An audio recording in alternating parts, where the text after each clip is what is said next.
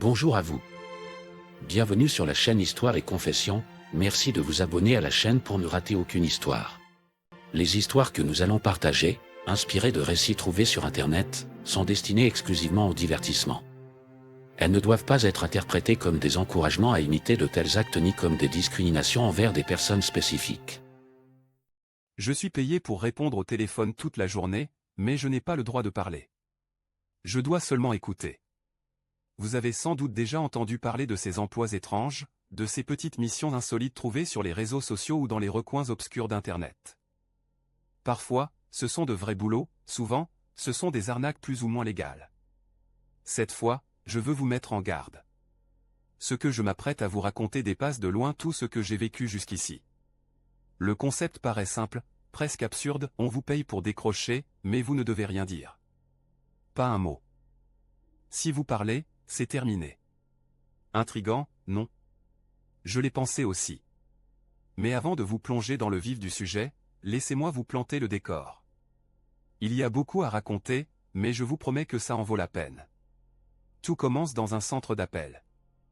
Le bâtiment en lui-même n'a rien de remarquable, et pourtant, une étrange tension y règne. Ce n'est pas l'éclairage, ni les ordinateurs, ni même le bourdonnement constant de la climatisation qui filtre à travers les dalles blanches du plafond. Non, c'est autre chose. Un malaise sourd, insidieux. Une vibration imperceptible qui s'installe au fond de vous. Plus vous passez de temps ici, plus ça devient supportable. Mais ça ne disparaît jamais vraiment. Ça s'enfouit simplement, quelque part dans le coffre-fort d'acier qu'est votre esprit. Ce qui surprend, c'est le nombre de personnes présentes dans ces bureaux. L'endroit n'est pas silencieux, mais il n'est pas bruyant non plus. C'est un entre-deux étrange, comme un souffle retenu. Si vous restez immobile assez longtemps, si vous tendez vraiment l'oreille, vous les entendrez. Les voix. Le rythme lancinant de la détresse, les supplications, les murmures, les cris étouffés. Rien d'assez fort pour déranger qui que ce soit. Juste assez pour vous glacer le sang. Ces voix ne viennent pas des employés. Elles sortent des téléphones. Un flux ininterrompu d'appels désespérés, jour après jour. Chaque appel est unique. Chaque voix, différente. Mais les mots, eux, se répètent inlassablement. S'il vous plaît. Je ne sais pas où je suis. Il y a quelque chose derrière la porte. Aidez-moi. Mais personne ne répond. Personne ne répond jamais. 2 box plus loin, Martha, c'est le nom que je lui donne, fait des mots croisés. Elle tapote ses ongles en acrylique sur le bureau, comme si elle écrivait sur un clavier invisible. Et puis il y a Debbie. Ce n'est pas son vrai nom non plus, mais elle a l'air d'une Debbie. Grande, brune, elle mange tous les jours le même yaourt bon marché, une sorte de parfait à la fraise, je crois. Ici, personne ne parle. Pas à voix haute. Pas si on veut continuer à travailler. On ne porte pas de badge. On ne se présente pas. On ne montre même pas notre vrai visage. Chacun reçoit un masque. Pas un masque médical. Pas non plus un déguisement d'Halloween. Ce sont des masques d'entreprise. Élégants, lisses, presque artistiques. Je les décrirais comme des masques de bal masqués, sans les paillettes ni les fioritures. Ils commencent juste en dessous du front et s'arrêtent juste au-dessus de la bouche. Ils disent que ça fait partie de l'expérience. Quelle expérience? Personne ne sait vraiment. Et c'est bien là tout l'intérêt. On n'est pas là pour comprendre. On est là pour obéir. Répondre aux appels. Se taire. Laisser parler l'autre. Laisser crier, supplier, gémir. Il faut juste rester là, le combiné collé à l'oreille, jusqu'à ce que la ligne se coupe. C'est tout. C'est ça, le travail. Au début, ça paraît dérisoire, presque ridicule. On se croirait dans une émission de télé-réalité, avec des caméras cachées dans les buissons et des producteurs à l'affût du prochain buzz. C'est ce que je pensais aussi. Mais s'il y a une chose qui ne ment pas, c'est l'argent. Et là, il y en avait beaucoup. C'est ce qui m'a poussé à dire oui. Je m'appelle Ariana. J'ai 19 ans. J'ai quitté la fac après quelques semestres. Trop de dettes, pas assez d'espoir. Mes cartes de crédit s'empilaient comme un château branlant, prêt à s'effondrer.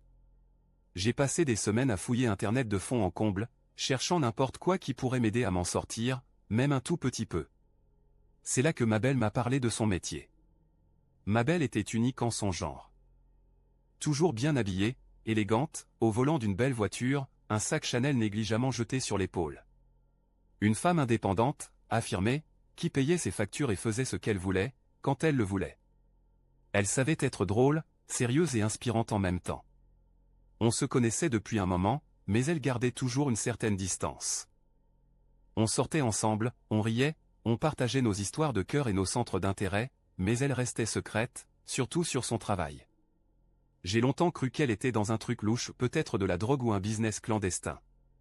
Ce n'était pas son genre de garder des secrets. Mais quand elle m'a vu au fond du trou, elle a eu un élan de compassion. Elle m'a tendu une carte de visite, puis, dans la seconde qui a suivi, elle a ajouté d'un ton tranchant, « Tu n'as jamais reçu cette carte. Si quelqu'un te pose la question, je ne t'ai rien donné. Tu ne connais pas Mabel, et Mabel ne te connaît pas. » Apparemment, c'était une règle stricte de l'entreprise, personne ne devait savoir qui d'autre y travaillait. J'étais perdu, mais fasciné. J'ai appelé le numéro. Une voix m'a répondu. Froide. Lointaine. Mystérieuse. Elle m'a posé 2 questions. Est-ce que tu craques sous la pression? Est-ce que tu connais quelqu'un d'autre qui travaille ici? J'ai répondu non et non. C'est tout ce qu'il voulait savoir. Pas de vérification d'antécédents, aucune demande de référence, même pas un regard pour le CV que j'avais soigneusement préparé. Ils m'ont simplement donné une adresse et une heure. Aussi simple que ça. L'intégration était aussi étrange que le reste. On aurait dit que je m'engageais dans un programme militaire secret, ou un projet gouvernemental classé confidentiel. Personne ne parlait. Pas de sourire, pas de conversations anodines. Juste des instructions. Claires. Sombres. Règle numéro 1, arrive exactement à l'heure prévue pour ton service. Pas une minute trop tôt, pas une minute trop tard. Règle numéro 2, garde ton masque en permanence. Aucune exception. Règle numéro 3, ne révèle pas ton identité. Ne cherche pas à connaître celle des autres. Règle numéro 4, ne parle jamais à l'appelant. Jamais. C'était déroutant, oui. Mais je continuais de me répéter que ce n'était qu'une grande expérience. Une collecte de données, rien de plus. On ne nous payait pas pour aider qui que ce soit. Ce n'était pas vraiment des appels, pas dans le sens habituel. Nous étions le produit. Offert à quelque chose ou quelqu'un plus haut dans la chaîne. Du moins, c'est ce que disaient les évaluateurs. Les évaluateurs, ce sont des sortes de supérieurs hiérarchiques. Des gens au CV brillant, au sourire vide, qui vous disent que les voix ne sont pas réelles. Que les personnes à l'autre bout du fil ne sont pas des personnes du tout. Des entités artificielles. Synthétiques. Juste des éléments du test. Des simulations, assure-t-il. Vous ne faites de mal à personne. C'est une question de résilience, de thérapie par exposition, de force mentale. Bien sûr. Si tu le dis. Je ne sais pas ce qu'ils sont. Je refuse de croire que ce sont de vraies personnes. Ce serait insensé. Mais ils ne se comportent pas comme des programmes non plus. Ils ne sonnent pas faux. Ils sanglotent. Ils hésitent. Ils supplient pour leurs enfants. Ils parlent de ce qu'il y a derrière leur placard, des yeux sous leur lit, du monstre dehors, derrière la fenêtre. Et toi, tu restes là. Tu écoutes. Tu serres ton stylo de plus en plus fort jusqu'à ce que l'appel coupe, que les cris cessent, ou qu'un silence affreux tombe, un silence brutal, comme si quelque chose venait d'arracher l'aplomb de l'autre côté, le réduisant à néant. Alors tu respires. Tu te racles la gorge. Et le téléphone sonne de nouveau. Tu décroches. Ça fait 8 mois que je suis ici. Ce n'est pas si long, mais c'est suffisant pour avoir saisi le rythme. Ce travail ne repose ni sur l'intelligence, ni sur la motivation. Il repose sur l'habitude. Sur la mémoire musculaire. Tu dois créer ton propre rythme, comme un métronome interne. Parce qu'écouter la terreur toute la journée, ça te ronge. Lentement. Ça te désagrège de l'intérieur. Je l'ai vu. Des nouveaux, les yeux écarquillés, pleins de curiosité. Au bout de 2 mois, ils brisent les règles ou disparaissent. Ma routine, à moi, est simple. Réglé comme une horloge. J'arrive à 6h45 pile. Même ascenseur, même moquette grise, même box près de la sortie de secours. Je ne parle à personne. C'est plus sûr comme ça.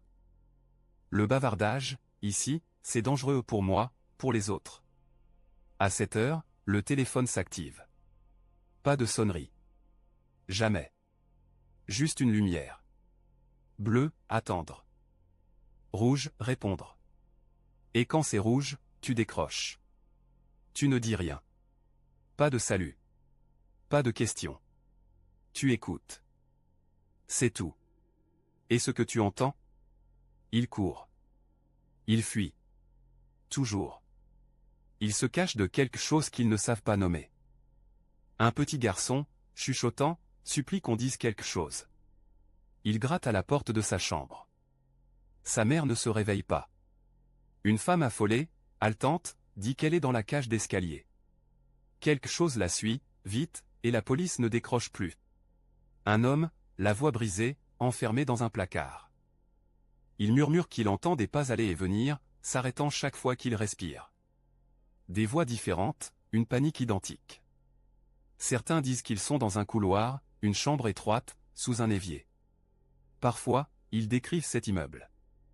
Le centre d'appel.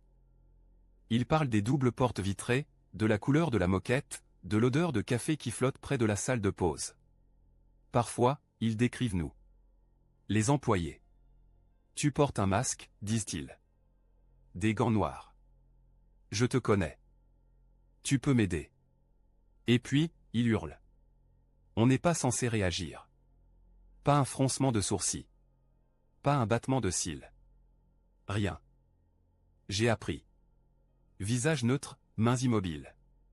Une fois, une femme m'a demandé de chanter pour elle pendant que quelque chose grignotait sa porte d'entrée. Je ne l'ai pas fait. Mais j'en ai eu envie. Ça vous colle à la peau. Surtout après que l'appel se termine. Chacun gère comme il peut. Certains mangent, d'autres font des puzzles, tripotent des objets, n'importe quoi pour relâcher la pression. Moi, je dessine ce qu'ils décrivent. Pas par intérêt. Pas par plaisir. Juste pour faire sortir ce que ça laisse en moi. Macabre, peut-être. Mais nécessaire. Mais dessiner fait partir les images un peu plus vite. Les silhouettes sombres. Les ombres démesurées. Les encadrements de portes brisées et maculées de sang. Beaucoup d'escaliers, aussi. Toujours ces escaliers. Et puis, juste au moment où je commence à oublier, la lumière redevient rouge. Les premiers jours ont été les plus durs. Je ne dormais plus. Je mangeais à peine. Mais ensuite, mon premier chèque est arrivé. 1 mois. Il n'a fallu qu'1 mois pour rembourser mes prêts étudiants. Cette dette écrasante, ce poids constant, envolé. Pour la première fois depuis des années, j'ai pu respirer. Le mois suivant, j'ai acheté ma première voiture. D'occasion, mais fiable. Puis j'ai remboursé mes cartes de crédit. Pour la première fois, les chiffres sur mon compte n'étaient plus un problème à résoudre. J'avais de l'avance. Du répit. Aujourd'hui, je vis dans un loft à plusieurs chambres, en plein centre-ville. Le genre d'endroit avec des murs en briques apparentes, de grandes fenêtres, trop de lumière naturelle. Je conduis une voiture que je ne faisais qu'admirer autrefois dans les pages glacées des magazines. Celle que je croyais hors de portée.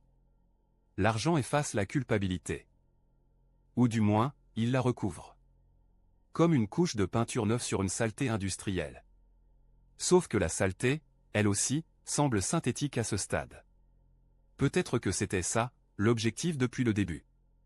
Une expérience, luxueuse et cynique. Un pari froid et corporatif que les gens sont prêts à tout, si le prix est juste. Même à écouter, des heures durant, de faux appels qui ressemblent à des snuffs simulés. C'est ce que je me répétais. Encore et encore. Les appels ne sont que du bruit. Du fond sonore. De l'écho monnayé. Jusqu'au jour où j'ai entendu quelque chose que je n'aurais jamais dû entendre. C'était un mardi après-midi. La moitié de mon service était passée. Mes yeux glissaient distraitement entre un vieux mot croisé commençait la veille et l'éclat pâle de mon écran. J'avais la gueule de bois, les idées engourdies par une soirée pleine de mauvaises décisions. Peut-être que c'est pour ça que j'ai été prise au dépourvu. Peut-être que c'est pour ça que j'ai fait cette erreur. La lumière est devenue rouge. J'ai décroché par réflexe, sans lever les yeux de mon mot croisé. Allô, IA? Quelqu'un? J'ai besoin d'aide. La voix était faible. Mais je l'aurais reconnue entre mille. C'était elle. Ma belle? Pendant une fraction de seconde, j'ai oublié où je me trouvais. J'ai cru, bêtement, que j'avais répondu sur mon téléphone personnel par erreur. Mon cœur s'est mis à cogner fort, brutalement. Ma belle? Je l'ai chuchoté, sans réfléchir. Avant même de pouvoir m'arrêter. Le silence qui suivit n'était pas celui, habituel, du centre d'appel. C'était autre chose. Un silence chargé, lourd, comme si la pièce elle-même retenait son souffle. Je sentais des regards sur moi. Des dizaines de visages masqués tournaient dans ma direction. Ils me fixaient. Ils attendaient. Mes joues ont viré au rouge vif, une vague de honte me submergeant. Je me suis replié sous le niveau de mon box, téléphone toujours collé à l'oreille. C'était fini pour moi. Je le savais. Puis ma belle a reparlé. Attends. Ariana? J'ai failli raccrocher. J'aurais dû. Mais quelque chose m'a retenu. Je ne comprenais pas. Pourquoi ma belle était-elle de l'autre côté de la ligne? J'en avais entendu, des centaines de voix. Des appels désespérés, des suppliques, des simulacres programmés pour déclencher une réponse émotionnelle. Mais jamais, jamais je n'aurais imaginé entendre une voix, connue. Une voix réelle. Ma main était déjà en train d'atteindre le combiné pour mettre fin à l'appel, quand elle a prononcé ces mots étranges. Oh non, non, non, non, non. Sa voix tremblait. Un désespoir confus, presque paniqué. Un frisson glacial m'a remonté l'échine. Ce n'était pas la Mabel que je connaissais. Puis elle s'est mise à rire. Mais pas son rire habituel. Pas le petit rire complice et moqueur que j'avais entendu 1000 fois. Non. Un rire cassé. Dérangé. Ininterrompu. J'ai claqué le téléphone sur son socle. Je me suis retourné, le cœur battant à tout rompre. Et elle était là. Une employée des ressources humaines.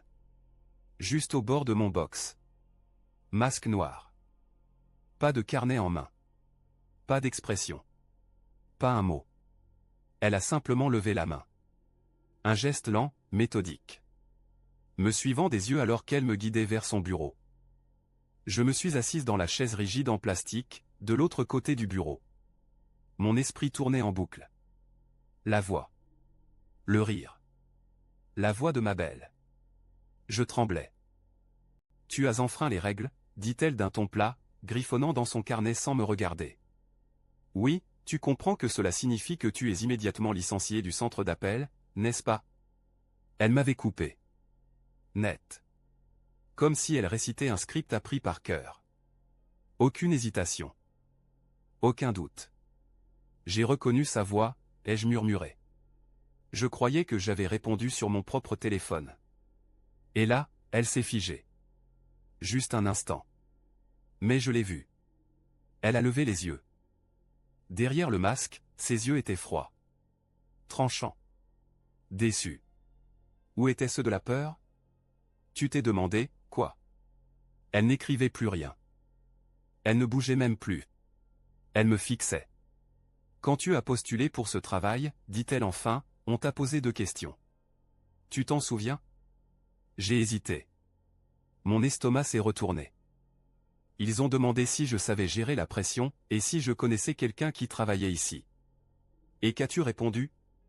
Non, ai-je soufflé. J'ai dit non aux 2. Elle m'a observé encore quelques secondes, immobile. Puis, lentement, elle a déchiré une feuille de son carnet, l'a glissée vers moi sur le bureau. Tu es, par la présente, officiellement exclu de cette expérience. Tu pourras récupérer ton dernier chèque à l'adresse inscrite. Une prime de départ équivalente à un mois de salaire t'a également été accordée. J'ai cligné des yeux. C'est tout? Pas de réponse. Elle s'est simplement remise à taper, comme si je n'existais déjà plus. Aucune explication. Aucun mot sur l'appel. Rien sur cette voix. Juste un licenciement poli. Une prime. Et le silence. J'ai attrapé la feuille sans la lire et je suis parti. Je suis passé devant les rangées d'employés masqués, tous figés, muets. Sous les néons qui grésillaient. Jusqu'à la sortie. Jusqu'au jour. C'est seulement en arrivant à moitié à ma voiture que j'ai réalisé que je portais encore mon masque. Je ne me suis pas retourné. Les jours qui ont suivi ont été flous. Je ressentais tout, d'un coup, la tristesse, la colère, l'incompréhension. Mon corps avançait par automatisme, mais mon esprit, lui, était coincé en boucle. Cette voix. Cette chose qui ressemblait à Mabel. Je ne savais plus ce que je devais croire. Le deuxième jour, j'ai craqué. Je l'ai appelée. Boîte vocale, directe. C'était étrange. On devait se voir le week-end suivant, sortir boire un verre, se plaindre ensemble du centre. Mabel n'avait jamais disparu comme ça. Pas même quand elle était malade. Pas même en colère. Quelque chose clochait. Le troisième jour, j'ai décidé de sortir. J'avais besoin d'air. De faire le vide. L'adresse indiquée pour récupérer mon chèque n'était pas loin. Alors j'ai pris la voiture. Elle menait à un hôtel. Un de ces hôtels chics en plein centre-ville, avec des bouquets de fleurs gigantesques et du personnel ganté. Je n'ai même pas vu de réception. Juste un mur de boîte postale privée, à l'arrière. Le code qu'on m'avait donné a fonctionné. Le verrou s'est déverrouillé dans un petit clic net. À l'intérieur, il y avait un chèque, soigneusement plié, comme s'il venait tout juste d'être imprimé. Je suis sorti et j'ai traversé la rue vers le parking où j'avais laissé ma voiture. En arrivant devant l'ascenseur, je me suis arrêté. Il y avait quelqu'un sur le trottoir, un peu plus loin, juste devant l'entrée du garage. Une silhouette familière, grande chevelure blonde, manteau de fourrure, longues bottes. Mabel. Je me suis avancé, sans réfléchir. Juste de quelques pas. Assez pour mieux voir. Et c'est là que j'ai compris. Ce n'était pas elle. Pas vraiment. La chose ressemblait à Mabel, si Mabel avait été sculptée dans de la cire en train de fondre. Trop grande. Un boitement irrégulier. Sa peau pendait en lambeaux, flasques, comme du cuir vieilli. Sa bouche était entr'ouverte, molle. Mais ses yeux, mon Dieu, ses yeux. Deux cavités noires, béantes, cerclées de petites dents fines et acérées. Ses mains étaient pires encore. La peau y semblait décollée, ses doigts tordus dans des angles impossibles. Comme brisés. Comme réassemblés par erreur. Et pourtant, les passants défilaient autour d'elle sans un regard. Ils la contournaient. L'évitaient sans la voir. Comme si elle occupait bel et bien un espace. Comme si leur inconscient sentait sa présence. Mais ils ne la voyaient pas. Pas vraiment. S'ils l'avaient vue, ils auraient eu aussi peur que moi. Derrière moi, l'ascenseur a dingué. Les portes se sont ouvertes. Je me suis rué à l'intérieur et j'ai écrasé le bouton, fermé, avec des doigts tremblants. Alors que les portes se refermaient, j'ai entendu les pas. Sur le béton. Lent. Délibéré. Trop proche. Je n'ai pas regardé. Je ne voulais pas la revoir. L'ascenseur m'a déposé quelques étages plus haut. J'ai couru jusqu'à ma voiture. Et j'ai roulé. Vite. Trop vite. Chaque feu rouge me donnait l'impression d'être prise au piège. Chaque fois que mon regard glissait vers le trottoir, je m'attendais à la voir. Avancer, lentement. Toujours ce même mouvement répétitif. Comme un escargot, enfilé dans une peau humaine. J'ai appelé plusieurs amis sur le trajet. Juste pour entendre des voix. Des vrais. Je ne leur ai rien dit de ce que j'avais vu. Je ne voulais pas passer pour folle. Mais je me sentais folle. Tous ces appels. Tous ces cris. Toutes ces suppliques que j'ai ignorées, mois après mois. Et maintenant, c'est comme si les digues avaient cédé. Tout me revenait d'un coup. Comme une vague noire, brutale, qui submerge sans prévenir. Peut-être que j'étais en train de craquer. C'est ce que je me répétais, encore et encore. À force d'écouter la douleur, les cris, le désespoir, chaque jour, ça finit par vous user. J'avais juste besoin de repos. D'air. Peut-être même d'un petit voyage. J'avais de l'argent maintenant. Assez pour disparaître quelques jours. Faire le vide. Et si je ne me sentais toujours pas bien après ça, je trouverais un psy. Dieu sait que j'en avais probablement besoin depuis longtemps. En remontant chez moi, j'ai fait un détour par le hall. Je voulais m'acheter 2 ou 3 trucs à la petite supérette près de la réception. Des snacks. Et 1 ou 2 bouteilles de quelque chose de fort. Pour noyer le goût amer de mon licenciement. Je traversais le hall quand, du coin de l'œil, j'ai vu quelque chose. Je me suis tourné. Elle. Ma belle, encore une fois, avançant vers moi depuis l'entrée du bâtiment. Mon corps s'est tendu. Des frissons ont remonté ma nuque. Mais cette fois, ça ne dura qu'un instant. J'étais plus calme, après la route. Plus lucide. Je n'avais pas peur. J'étais énervé. Ce n'était pas réel. Ça ne pouvait pas l'être. Un canular élaboré. Une illusion. Mon esprit en train de s'effondrer. Peu importe. Ça ne pouvait pas me faire de mal. Je devais juste me le prouver. J'ai regardé autour de moi. Les gens passaient sans réagir. J'ai levé les bras, désespéré. Sérieusement? Vous voyez pas ça? J'ai inspiré profondément. Puis j'ai avancé vers la chose. Et, monsieur. Pourquoi vous me suivez? Ai-je lancé? Aucune réponse. Elle avançait toujours. D'un pas irrégulier. Boitant. Tremblante. Je me suis arrêté à quelques pas. Et là, l'odeur m'a frappé. Âcre. Pourri. Comme quelque chose de mort depuis trop longtemps. Je me suis penché sur le côté de la silhouette. La chair bougeait sous le masque bon marché, se contractait, ondulait comme si quelque chose luttait en dessous. Tu m'entends? Ai-je crié. C'est pas drôle, enfoiré. J'appelle la sécu. Chon. Une bouche s'est ouverte. Pas sur son visage. Sur son ventre. Et elle a mordu. Elle a arraché le doigt que je pointais contre sa poitrine. Juste comme ça. Un claquement. Plus rien. J'ai reculé en hurlant, serrant contre moi la main ensanglantée, la chair déchirée, le vide là où mon doigt se trouvait. Elle continuait d'avancer.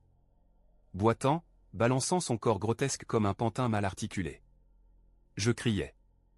Plus fort. Je suppliais. Appelais à l'aide. Personne ne s'est arrêté. Personne n'a levé les yeux. J'ai tourné les talons et j'ai couru vers la cage d'escalier, le sang traînant derrière moi. À mi-chemin, j'ai entendu la porte d'en bas claquer. Elle arrivait. J'ai atteint mon étage. J'ai sprinté dans le couloir. J'ai fouillé mon sac d'une main tremblante, extirpé les clés dans une panique bouillonnante. Ouvert la porte. Claqué. Verrouillé. Je me suis reculé jusqu'au mur du fond, haletante, ma colonne vertébrale heurtant violemment le béton nu de mon appartement. Je me suis effondré au sol. Mon téléphone dans ma main valide. 911 bip, bip. Puis, le silence. Aucune connexion. J'ai regardé mon téléphone. Réseau impeccable. Barre pleine. Ça n'avait aucun sens. J'ai essayé d'appeler mes amis, ma famille, même ma coiffeuse. Rien. Pas même une tonalité. Juste le silence. J'ai juré à voix haute et couru jusqu'au Judas. Rien. Pas encore. Le couloir était vide. Trop vide. Un silence aussi oppressant que l'odeur du sang, qui se répandait partout. Je sentais mon cœur battre dans ma main, chaque pulsation un pic de douleur. Je suis titubé jusqu'à ma chambre, j'ai enroulé mon doigt dans une serviette pour freiner l'hémorragie, puis j'ai avalé quelques antidouleurs en vrac. Une fois cela fait, je me suis installé à mon bureau et j'ai ouvert mon ordinateur. Rien. Écran vide. Aucune connexion. Impossible de charger un site. Pas de mail. Pas de réseaux sociaux. Le vide. Je me suis laissé tomber sur ma chaise. Et j'ai pleuré. Je ne comprenais plus. Rien ne faisait sens. Quelque chose clochait. Pas juste avec elle. Pas juste avec moi. Avec tout. La réalité elle-même était fissurée. Personne ne pouvait m'entendre. Personne ne pouvait me joindre. Et surtout, personne ne s'en souciait. J'étais seul. Coupé du monde. Un appât. Une offrande. Pour une chose qui portait la peau de mon amie. Peut-être que c'était tout ce qu'il restait d'elle. Puis, elle est revenue. J'ai entendu les pas lents. Boitillant. Juste devant la porte. La lumière en dessous s'est atténuée. Obstruée par une forme massive, figée là. J'ai retenu mon souffle. Rien. Aucune tentative d'entrée. Aucun mouvement. Juste une présence, pesante, silencieuse. Je suis resté là. Immobile. Un couteau serré entre mes doigts. Elle allait entrer, forcément. Mais elle ne le faisait pas. Les heures passaient. La nuit était tombée depuis longtemps. L'ombre restait. Toujours là. Inexplicable. Inébranlable. J'ai repris mon téléphone. Je devais contacter quelqu'un. Je savais que c'était inutile, mais je devais réessayer. Et puis, je l'ai entendu. Pas à travers le téléphone. À travers la porte. Et, Ariana. C'est moi. Je suis là. J'ai besoin de ton aide. Je ne bougeais pas. Je ne parlais pas. C'était sa voix. Mais, pas vraiment. Elle était mouillée, glissante, comme si elle parlait avec la bouche d'un cadavre. Comme si sa voix se déversait à travers quelque chose de mort. Ne m'ignore pas, dit quelque chose. N'importe quoi. J'ai besoin de savoir que tu vas bien. Elle parlait d'une voix plate. Sans émotion. Pas d'inquiétude. Pas de chaleur. Je suis retourné dans ma chambre, doucement. Bang. Un coup brutal contre la porte. Ne t'éloigne pas de moi, Ariana. Parle-moi. Sa voix avait changé. Plus grave. Moins ma belle, plus autre chose. J'ai refermé la porte de ma chambre, tout doucement. Un clic discret. Puis j'ai couvert mes oreilles. Et c'est là que ça a commencé. Une série de coups violents. Un vacarme assourdissant. Partout dans l'appartement. Chaque mur. Chaque porte. Chaque recoin. Comme si elle était. Partout. Ma porte. Le plafond. Les fenêtres donnant sur la ville. Les coups venaient de partout. Le vacarme, déchaîné, insupportable, a duré plus d'1 heure. Puis, plus rien. Le silence est revenu, pesant. Mon corps était vidé, brisé par l'épuisement, par la perte de sang, par la terreur. Je me suis traîné jusqu'à la porte de ma chambre, les barricadé du mieux que j'ai pu, puis je me suis allongé sur mon lit. Vide. Froid. Mon téléphone serré dans la main. Mes paupières lourdes. J'ai dormi. 1 heure. 2, peut-être. Pas plus. Quelque chose m'a réveillé. Je me suis redressé d'un bond, le cœur battant. Elle était là. Pas derrière la porte d'entrée. Derrière la porte de ma chambre. Une ombre, glissant sous le battant. Comme un avertissement silencieux. Elle était dans mon appartement. La chose s'était introduite chez moi. Facilement. Comme si elle avait toujours su comment entrer.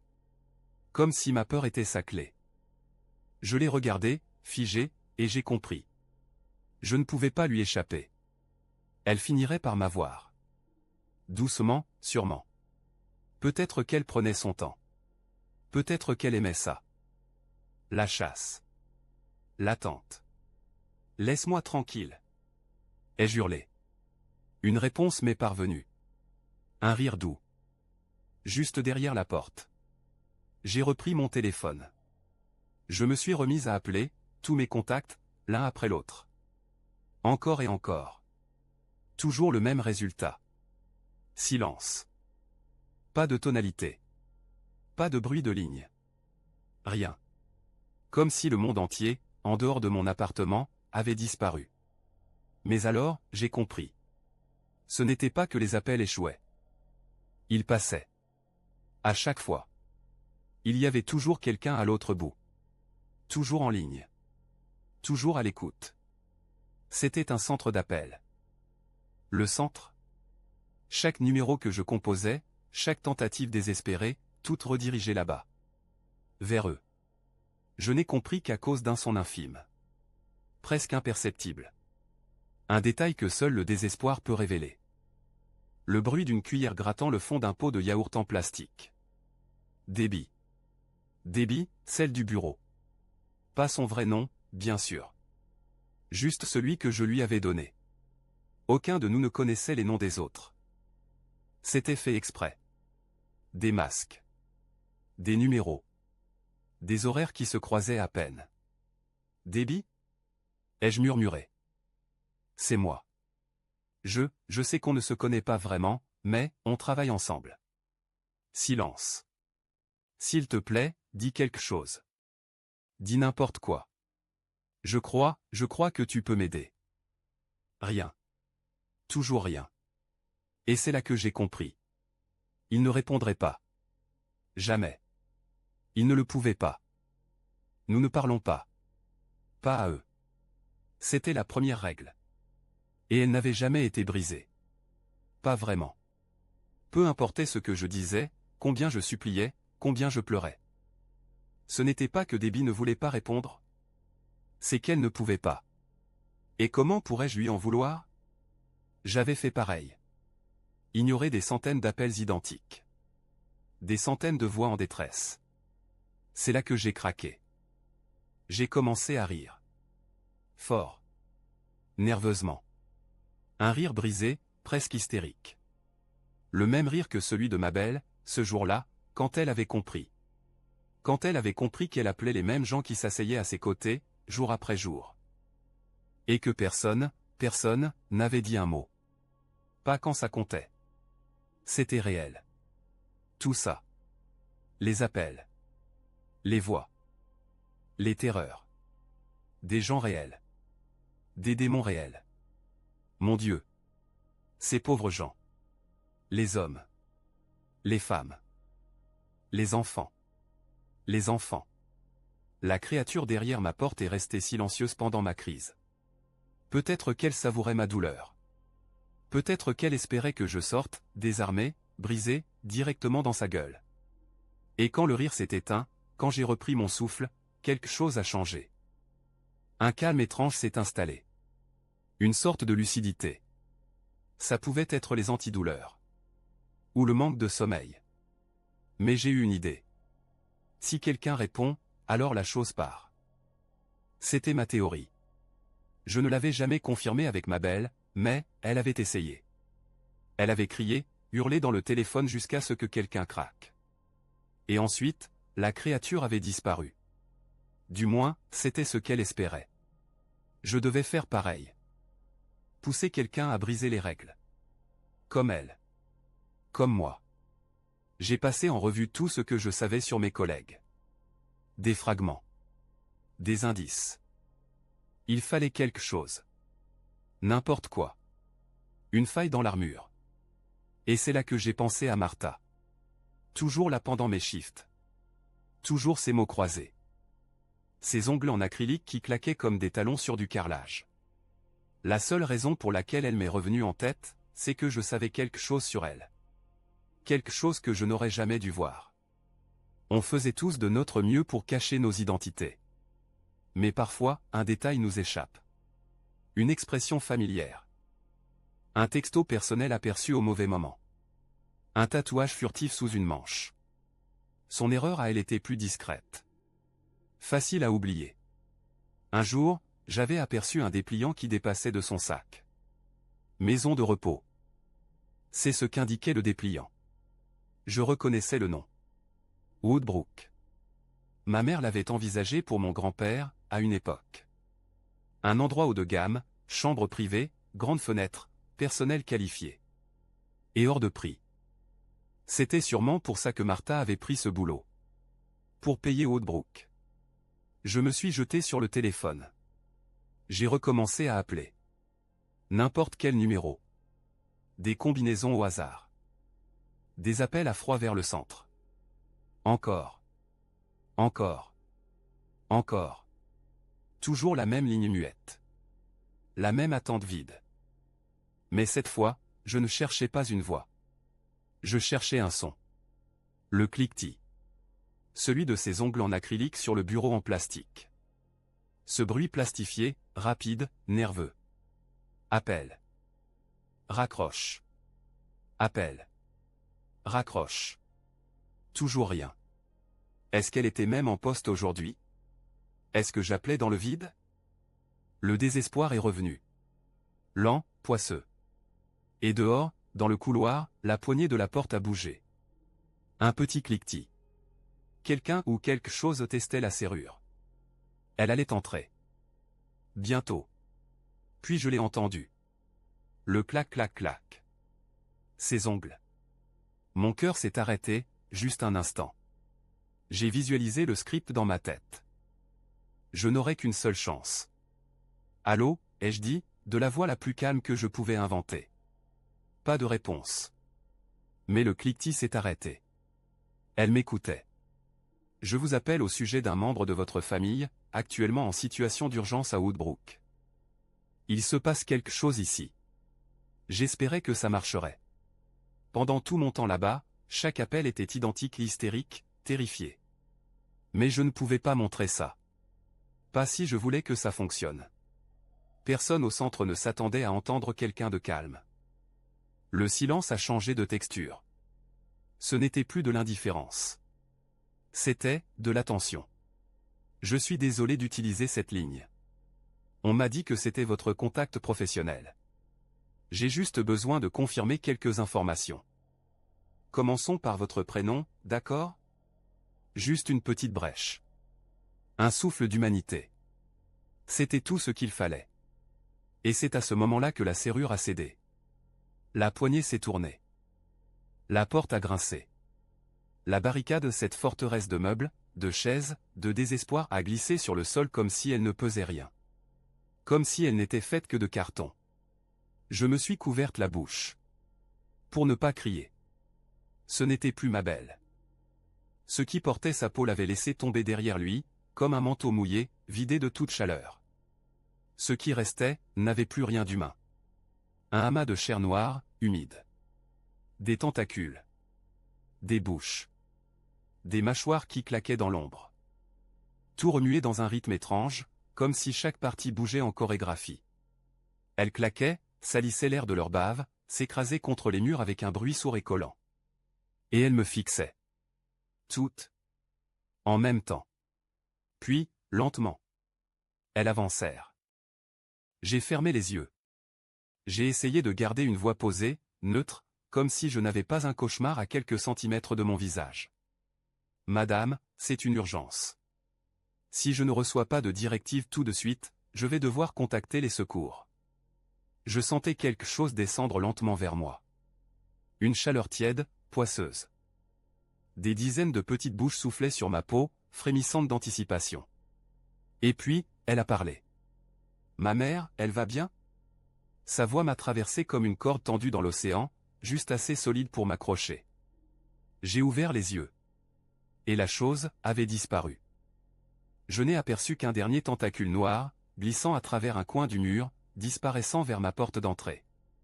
J'ai sauté sur le téléphone. Écoute-moi. Ce n'est pas Woodbrook. Je travaillais avec toi. Quelque chose vient pour toi. Le centre d'appel ne filtre pas les appels, pas comme tu crois. Tu dois convaincre quelqu'un de répondre. C'est la seule solution. Mais la ligne a coupé. Je suis restée là, impuissante. Je ne connaissais même pas son vrai nom. Je ne savais pas à quoi elle ressemblait. Et pourtant, je venais peut-être de la condamner. À une fin pire que la mienne. Pire que celle de ma belle. J'ai eu la nausée. Je ne suis pas sorti de mon appartement pendant des semaines. J'avais besoin de temps. Pour comprendre. Pour digérer. Pour exister, à nouveau. Aujourd'hui, je vais mieux. Merci à la thérapie. Et à beaucoup, beaucoup d'argent. Je m'étais lancé dans ce boulot pour l'argent. Je me fichais des appels. Je me répétais qu'ils étaient faux. Des scripts. Des illusions. Mais ce n'était qu'un mensonge. La vérité, c'est que j'étais désespéré. Et même si j'avais su ce qui m'attendait. Honnêtement, je crois que j'aurais accepté quand même. Et c'est ça, le plus effrayant. Mais aujourd'hui, j'ai un but. Un vrai. Un meilleur. Je vais mettre fin au centre d'appel. Je ne sais pas encore comment. Mais j'y travaille. Je le dois à ma belle. Je le dois à Martha. Je m'en fiche si je perds tout, si je finis sans un sou. Il y a des choses plus importantes que l'argent. Et cette chose va la prendre, dans la douleur. En attendant, considérez-vous comme prévenu. N'acceptez pas un travail dans un centre d'appel qui ignore les appels désespérés. Des vrais appels. Des gens réels. Terrifiés. Pourchassés par quelque chose qui existe vraiment. Moi, j'ai eu de la chance. J'en suis sorti. Mais la plupart n'auront pas cette chance. La plupart resteront terrés chez eux, à pleurer, supplier, implorer, une armée de salariés masqués, silencieux, qui refuseront de bouger pendant que quelque chose de monstrueux frappe à leur porte. Mais si toi, tu travailles déjà dans un endroit comme celui-là, il n'est pas trop tard. Si tu peux aider, fais-le. N'écoute pas ceux qui te disent que ce n'est que du vent. Ce ne sont pas des appels synthétiques. Ce ne sont pas des tests. Ce sont des cris d'alerte. Alors fais preuve de bonté. Fais preuve de curiosité. Et, surtout, réponds. Vous pourriez bien sauver une vie. Deuxième histoire, nous nous étions arrêtés faire le plein dans les montagnes Adirondacks. Ce que nous avons vu là-bas était terrifiant. Écrit par Miles Fazer 3827. L'Adirondack Northway est un tronçon de l'Interstate 87, dans l'État de New York. Il s'étend d'Albany jusqu'à la frontière canadienne, à Champlain. Plus on s'éloigne de la civilisation après les Georges et le comté de Warren, plus la route se resserre, serpente, et les sorties se raréfient.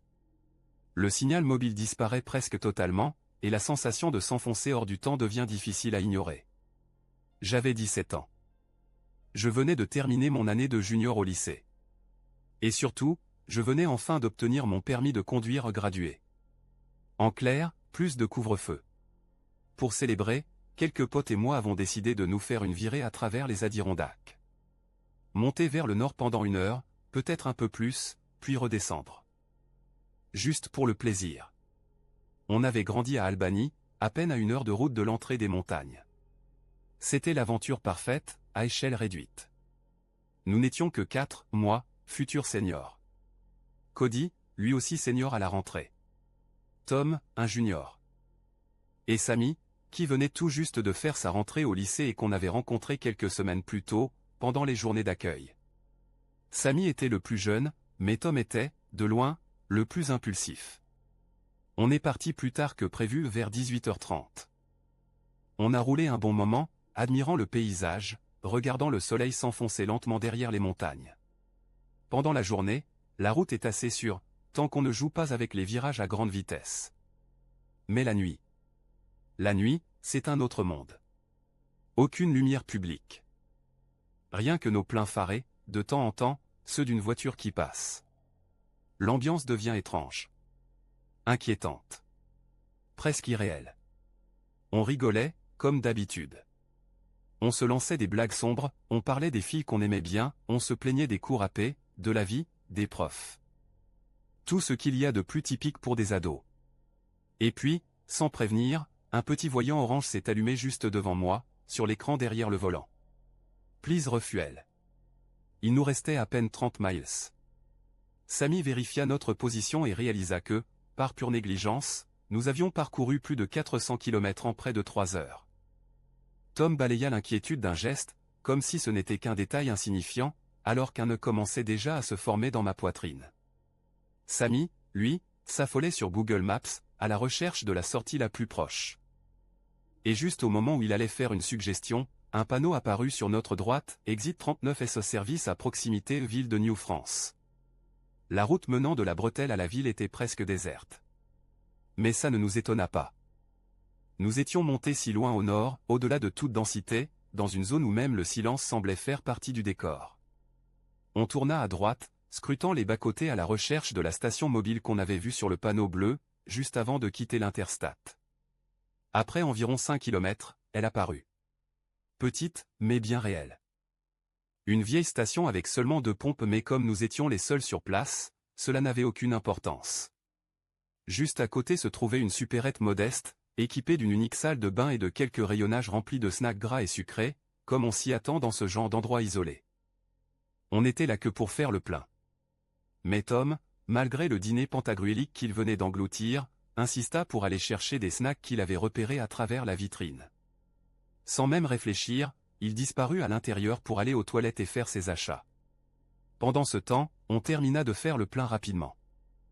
On était prêt à reprendre la route. Prêt à affronter la réprimande inévitable de nos parents le lendemain matin. On se glissa tous dans la voiture et on attendit le retour de Tom. 5 minutes passèrent. Puis 10. Puis 15. Puis 20. Samy finit par l'appeler. Il tomba sur sa messagerie, comme toujours.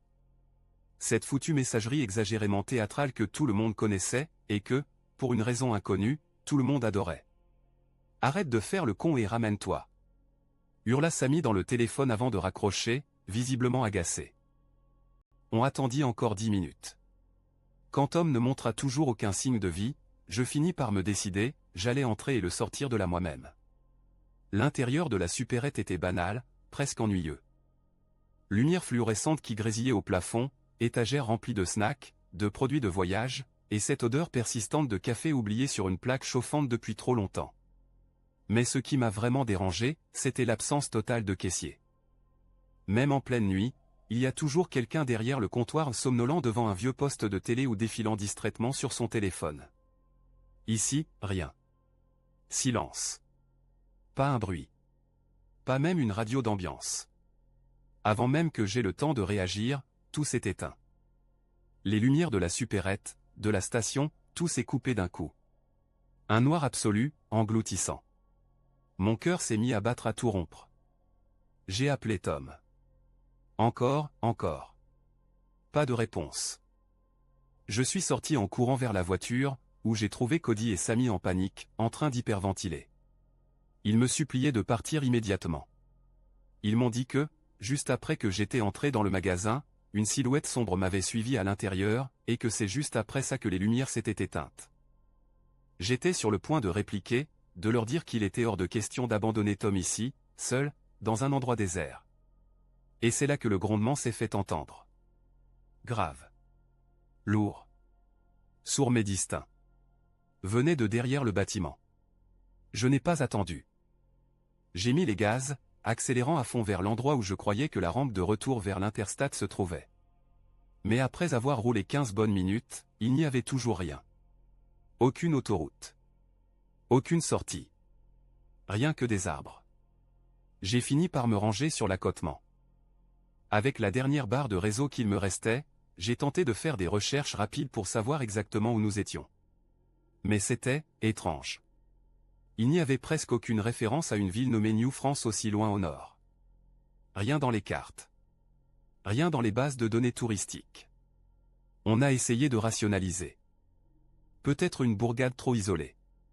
Un endroit si insignifiant qu'il avait échappé à Internet.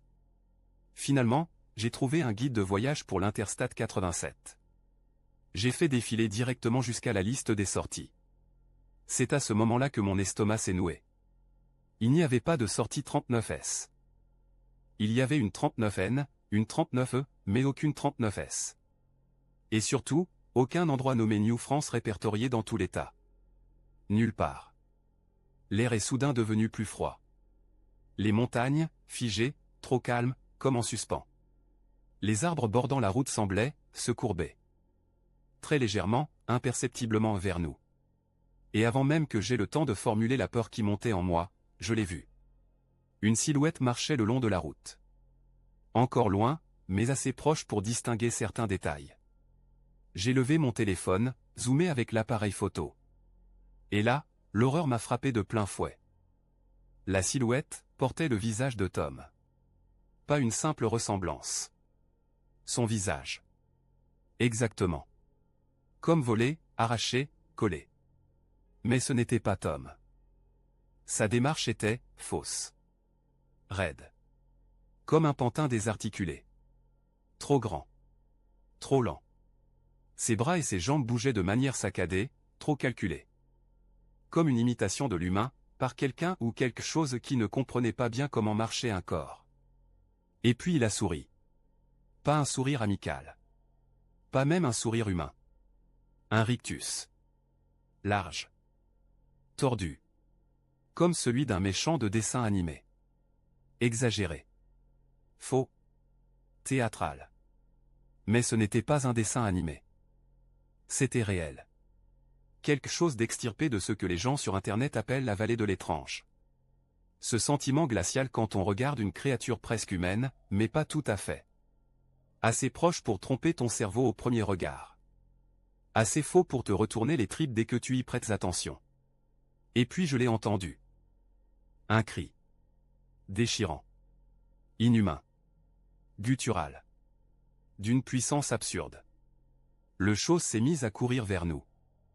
À toute vitesse. J'ai écrasé la pédale d'accélérateur. La voiture a bondi vers l'avant. Les pneus ont hurlé sur l'asphalte. Nous avons roulé dessus. Sur ce qu'il était. Sur ce qu'il portait. Le bruit fut immonde. Un choc sourd, lourd, qui résonna jusque dans mes os. Mais je n'ai pas regardé en arrière. Dans la voiture, c'était le chaos. Tout le monde pleurait, sanglotait. Pas à cause du monstre. Pas à cause de la peur. Mais parce qu'on voulait Tom. Notre Tom. On voulait juste rentrer. Chez nous. Dans nos lits. Faire comme si rien de tout ça n'était arrivé. Je continuais à rouler. Concentré. Brisé. Et c'est là que le dernier détail m'a glacé le sang. Quand j'avais fait le plein plus tôt, j'avais 340 miles d'autonomie. J'en étais sûr. Je n'avais roulé que depuis une trentaine de minutes, et pourtant, il ne me restait déjà plus que 90 miles d'autonomie. J'avais vérifié 2 fois, j'avais quitté la station à 10h30 pile. Mais l'horloge de la voiture affichait toujours 10h30. Exactement. Pas une minute de plus. Mon estomac s'est contracté. Ce n'était plus juste la ville. Ce n'était même plus ce Tom grotesque. C'étaient les montagnes elles-mêmes. Quelque chose ici refusait de nous laisser partir. On n'était plus perdus. On avait franchi quelque chose. Une frontière invisible. Un seuil que personne n'est censé traverser. Et maintenant, on était de l'autre côté. Dans un royaume qui ne nous appartenait pas. Ceux qui régnaient ici n'en avaient rien à faire de qui nous étions. Ça ne voulait qu'une chose, qu'on sache qu'on était là. Et que maintenant, on ne pouvait plus partir. J'ai arrêté la voiture. L'aiguille du réservoir descendait lentement vers le vide. Vers eux. Et c'est là qu'on les a entendus. Des pas. On a tourné la tête. Et Tom était là. Au bord d'une clairière. Mais ce n'était pas vraiment Tom. Il était trop grand. Ses bras, ses jambes étirées. Ses épaules semblaient cassées, mal ressoudées, tordues de manière inhumaine. Sa peau, ça ressemblait à de la peau. Mais tendue, luisante, comme fondue et remise en place à la va-vite. Un mannequin raté. Son visage. Ce n'était plus celui de Tom. Pas vraiment. Le sourire était trop large. Les yeux, vitreux, sans focus. Comme si une machine avait tenté de reproduire l'idée de son visage. Mais qu'elle s'était arrêtée au milieu du processus. Il fit un pas. Puis par là. Je lui ai demandé de vous laisser partir, dit-il. Et il a dit oui. Mais moi, je dois rester. Il s'arrêta. Sa voix tremblait, pas de peur, non. Quelque chose de plus profond. De plus résigné. Rendez-vous. Ne venez pas me chercher. Et une fois que je serai parti, partez. Immédiatement. Sinon, il changera d'avis. Il nous regarda tous, un par un. Son visage vacillait. Comme une projection ancienne, usée, qui peine à rester nette. Cet endroit ne nous a jamais appartenu. Et moi, je suis le prix de notre irrespect. Il glissa la main dans sa veste. Et tendit vers nous une carte. Plieuse. Ancienne. Humide. Comme si elle avait transité par de nombreuses mains avant d'arriver aux siennes. Il ne dit rien d'autre. Il n'en avait pas besoin. On comprenait. Cette carte, c'était notre seule sortie. Puis, Sans un mot de plus, Tom se retourna. Ses mouvements étaient lents, presque mécaniques, comme si son corps avait oublié comment marcher normalement. Il s'enfonça dans les bois, ses membres dégingandés avalés par les arbres sombres. Et nous ne l'avons plus jamais revu. Nous avons déplié la carte sous la lumière faiblarde de l'habitacle. Elle indiquait des routes que personne ne connaissait. Aucune correspondance sur Google Maps. Aucun résultat dans les bases de données. Rien que des lignes sur du papier vieilli, mais claires, précises, comme dessinées pour nous. Alors nous avons suivi le chemin. La route serpentait dans les montagnes, étroite, cahoteuse, bordée de silence. Des carrefours sans panneaux, des intersections qui semblaient oubliées, des feuilles mortes recouvrant un bitume fendu et fatigué. Et pourtant, nous avons continué. Sans oser parler. Sans oser douter. Et juste quand on croyait être perdu à nouveau, absorbé par les arbres comme Tom l'avait été. Nous l'avons vu. Un panneau. Bleu foncé. Lettre blanche. 87. Je n'ai pas réfléchi. J'ai écrasé l'accélérateur, foncé sur la rampe, les pneus crachant des cailloux et des feuilles mortes alors qu'on se projetait à toute allure sur l'autoroute. La vraie autoroute. Le monde réel. Nous sommes rentrés chez nous à l'aube. Nos parents nous ont engueulés, évidemment. Pour être rentrés trop tard. Mais nos privilèges de voiture sont restés intacts. Tout semblait normal. Mais ce qui nous a le plus hanté, ce n'est pas ce qu'il s'est passé dans les bois. C'est ce qu'il s'est passé après. Personne n'a posé de questions sur Tom. Aucune alerte. Aucun avis de disparition. Pas un appel de ses parents. Rien. C'était comme si, il n'avait jamais existé. Même ses parents. Quand on prononçait son nom, il fronçait les sourcils, vaguement polis, comme si on leur parlait d'un parfait inconnu.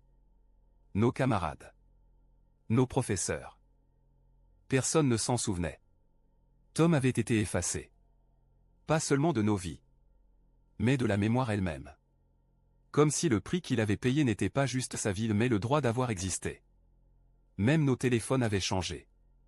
Les photos de groupe où son visage apparaissait clairement, remplacées par un vide. Par une manche flottante. Par un bord de cadre sans corps attaché. Les conversations par message, disparues. Les playlists qu'il avait créées, effacées. Il ne restait que nous. Et même aujourd'hui, je sens que les souvenirs s'érodent. Pas d'un coup. Mais comme une fuite lente, sourde. Silencieuse. Puis, des semaines après. Quand tout semblait enfin terminé. On a reçu un dernier message. Le dernier contact venu de lui, ou de ce qu'il avait pris. Il est arrivé par la poste. Pas d'adresse d'expéditeur. Pas de timbre. Rien. Juste une enveloppe simple, usée, gondolée par l'humidité, comme si elle avait suivi une route longue, détournée, pas faite pour les humains. À l'intérieur, une seule phrase.